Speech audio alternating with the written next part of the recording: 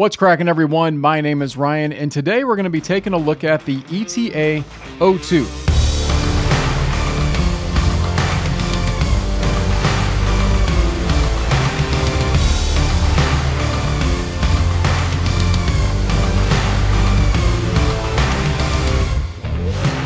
Now, this is an open back dynamic driver on-ear headphone from the folks over at ETA Audio.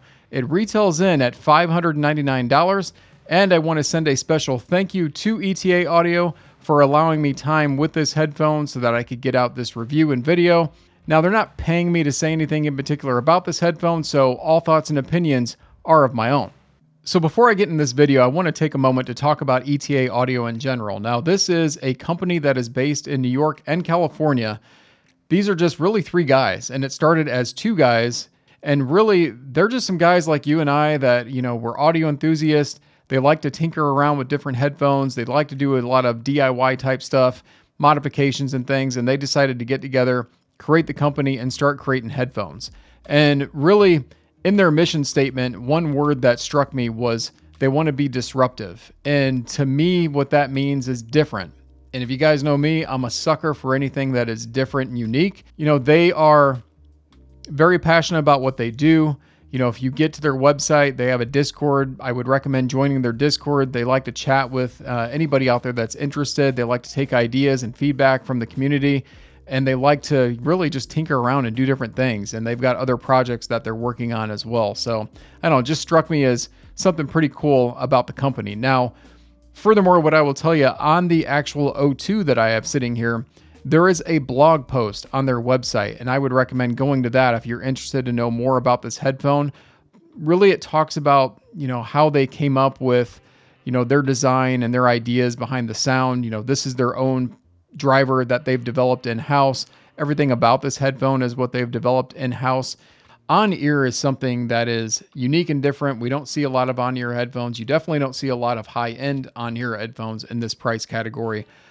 But what makes it special, I think, is the fact that, and they even mentioned this, with on-ear, guess what? If you're somebody that wears glasses, you don't have to worry about breaking a seal. And what I mean by that is if they had chosen to go an over-ear design and use like leather cups or suede or something like that, well, if you wear glasses, you have the chance of breaking the seal of the headphone, and then that can disrupt the sound quality. Well, on-ear, that doesn't happen. It's really not something I ever really thought about until I read that, and I thought, well, this makes a lot of sense. All right, so let's go ahead and take a look at the build of the O2 first. And so the first thing I want to talk about is the fact that this is all DIY looking. It's, from the screws that you see on the drivers here to, the metal of the band, you see more screws on the inside here. And even the cups on this and the grill, it's very, just DIY looking, in the fact that you can tell they put some care and some thought behind the design because they needed to accomplish what they wanted to with the sound, and they could only do that by having a certain design style. So to talk about that, when I first picked these up and I was pressing in on the grill on this, I thought, well, this is the kind of material that I'm worried it's going to snag or tear or rip or something like that.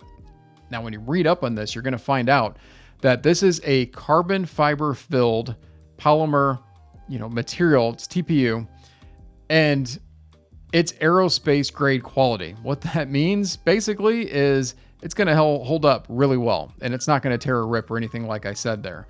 Now, you can look through this and you'll actually see some exposed wires there. But again, this is an open design so that you've got a headphone that is sitting on your ear, so that sound's going to shoot directly into your ear. Well, they needed to create this space here, this air here, for there to be more room for that sound to expand out. So it wasn't just bass being blown into your ear or treble, or, you get what I'm saying there, down to even how they designed the foam of the pads. Now, these are your basic foam pads that kind of just fit over the headphone, but they are shaped in a way that will fit your ear, and it actually goes the whole length of your ear. They're pretty long, so I was appreciative of that since I have longer ears. And they fit really nice, and it really makes me think, as I folded this up, of another headphone, and that's my Koss Porta Pros. Now, my Porta Pros, of course, are a budget headphone, But there's a lot of things that I think of when I think of this headphone that incorporate the Koss Porta Pro, the on-ear design, the fact that they fold up, they're portable. But obviously, this is definitely high-end, guys. And I mean, this to me is like what Koss Porta Pro could be if they went high-end. But don't get me wrong, they didn't take anything from the Porta Pro on this. I just thought of that when I think of these headphones. And I like it. I like the Koss Porta Pro. So now the adjustment on the band is solid metal, and you have to apply some pressure to get these to go in and out. So that means they're going to stay really well. If you have any kind of discomfort, which I honestly did at first, this is a metal band and it's easily bendable. So they talk about bending it in 3 different spots to get the right comfort so you don't have hot spots. That's something that you can do. The driver is their own driver. It is 32 ohms of impedance and has a sensitivity of 100 dB per milliwatt. So this headphone is extremely efficient and extremely easy to drive. And we will talk further about that when we get into sound, but just know that, you're not going to need anything crazy to power these, which I like. And I was very, happy to read and to see and to hear and experience for myself. So with all this said, let's talk about sound. All right, so starting with sound in a traditional way, I want to start with bass first. And I want to just give you a track impression right away. And that is called Live Again by the Chemical Brothers and Halo Mod. Now, this is an electronic EDM type track, but I use a lot of tracks like this to sample bass just because it's what they do, right? Well, there's a part of this track, and it's at the 3-minute and 40 mark, actually kind of builds up into that, where all the bass drops out. You're just hearing, every other instrument around there that is digitized. And it's building up for this moment where it's the heaviest part of the track when it comes to the bass. It goes down deep. And if you have a headphone that has good bass response and good quality of it, it should really hit and be full. And this was. I mean, I was actually really impressed because, again, this is an on-ear headphone. My other experience was just with Koss headphones with on-ear, and bass is not as full as this by any means. This made me feel like I was wearing a big closed-back headphone with how the bass sound. I mean, it was very full. It had good resolution, had good details to the bass, and it hit. So there was that dynamics there going on as well. Now, when I listen to other genres of music, jazz, classical, rock and roll things, drums, and instruments, bass instruments that have a lot of that bass as well, this did very well with all of those. Again, going back to, like I said, it's got good resolution there. It's also got good timbre in the bass to represent that well. Now, what I will say about the bass is it is very full. It extends well. It's got really good mid bass and it's got good upper bass. And this does continue forward when you get into the mid range. But what I'm saying there is not necessarily this is bleeding into the mids. It's just I can tell that fullness continues on there. And I want to talk about mid range next so that you can get an idea of what I'm saying there. And so to give you an idea of the mid range, another track example is Still Counting by Volbeat. I like Volbeat. And this track, the reason why I bring them up is his voice lives in the middle of the mid-range. And, he's, probably somewhere in that 1 to 2K region of the mid-range. And his voice is very full. And it sounds very full on this headphone, which tells me that this has good middle of the mid-range to the lower mid-range.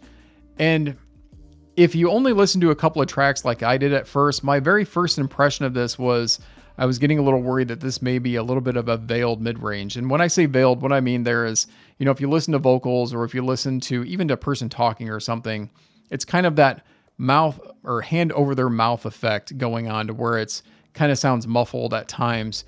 Well, that's what I thought at first. But the more I listened to this headphone on different tracks, the more I realize it's not that. It's just there is some extra energy going on in the lower and to the middle of the mid-range to where depending on the track that you have going on, it can sound that way, but it remains detailed. But this particular track I brought up again because like I said, his voice kind of lives in that area and it was very clear and sounded excellent on this. And there is several parts throughout the track. One of them was around the 333 mark where there's a lot of riffs of the guitar and there is some bite going on with the guitar and just that, again, crunchiness that I bring up so much. I love rock and roll music. I love, some of the harder rock into metal genres of music. So that was done really well here.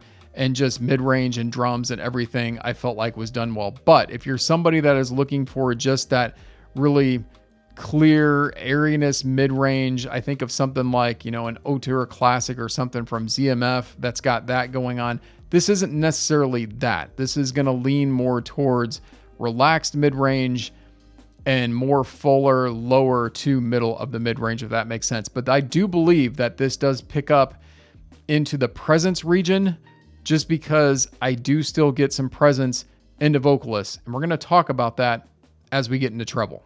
All right. And so for treble, to me, this is just a smooth treble.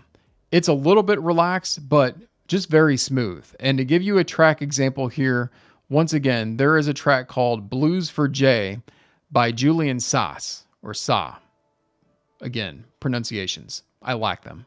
But look that track up, and this is a blues type track. There's a lot of electric guitar going on, and there's a lot of upper registry of the electric guitar going on. And at the 5-minute mark, there is a ton of energy there. And there's a lot of that high registry. There's a lot of cymbals that are splashing. And if this was a bright headphone, or if you listen to that on a bright headphone, I have some that I did, it would pierce the crap out of your ears, and you would get a lot of stabbiness. And if it was too bright, it would not be a pleasing listen. But this was a very pleasing listen on this, to where I did listen to a lot of my blues music that I like so much, because it was so smooth and just carried along and was very pleasant in the treble region. Now, there's not sibilance going on here. I do think, this is a little more tamed in that region. If you're looking for a lot of really crispy details in the treble, I don't think this is quite there as far as that goes, but it still maintains details at a smoothened out level, if that makes sense. And I think that also continues on when we talk about stage and just that sense of it too. I'm going to give you one other track example, and that is Treble's What You're In. Treble's What You're In. It's the live version by Fink, if you look that up. I think it's Union Chapel, something like that. But this particular track has good stage presence to it. It's, of course, a live track. And I got a lot of fullness, so there's good resolution here again, like I talked about. So I got a lot of fullness to get that sense that this was in a live performance, and you hear, audience and things going on, but it's just not really wide and expansive. So I wouldn't call this a wide headphone, but I also wouldn't call it intimate. It just represents it well. It's probably a little more towards the intimate side than the wide side, I think. But it still has a good sense of that space to where it doesn't feel like everything's in your ear. And I think what lends to that is the smoothened out treble, because I think if this was probably a little bit sharper and also pulled in, it would probably feel more intimate and maybe a little bit more harsh, and it's not harsh at all. Now, to kind of round this out, I didn't talk about sources very much because honestly, I don't believe sources matter that much. I powered this off my phone. I powered it off dongle DACs, off my ETA O2 DAC, off Liquid Platinum, my Cayenne IHA6. I did this with single-ended. I tried balanced as well. And it all sounded pretty much the same depending on what I played it on, with very little in variations, to where it's excellent to drive and very efficient. So didn't feel the need to bring that up for that reason. And all right, so that wraps up my thoughts on the ETA O2. Now, I do understand that this is going to cater to some audiences and not to others, because the aesthetics of it, can be very hit and miss with the DIY type look that it has. Now, to me personally, this is something different and unique. I'm a sucker for that. I like it. I do like the look of this headphone. I like that it's, seems to be something that'll be very easily moddable for some people if they want to try out some different things. And, I know that's something the company's going to do in the future with other headphone offerings they have coming out. Join their Discord if you want to stay up to date on that kind of stuff. I would definitely recommend that. And yeah, those are my thoughts. So hopefully you guys enjoyed this video. If so, please smash that like button. And if you haven't done so already, please subscribe to the channel, because I am really trying to grow this channel. Got constant reviews coming out to you guys. Hopefully you all appreciate it. I do thank you all for watching, and I will see you in the next one.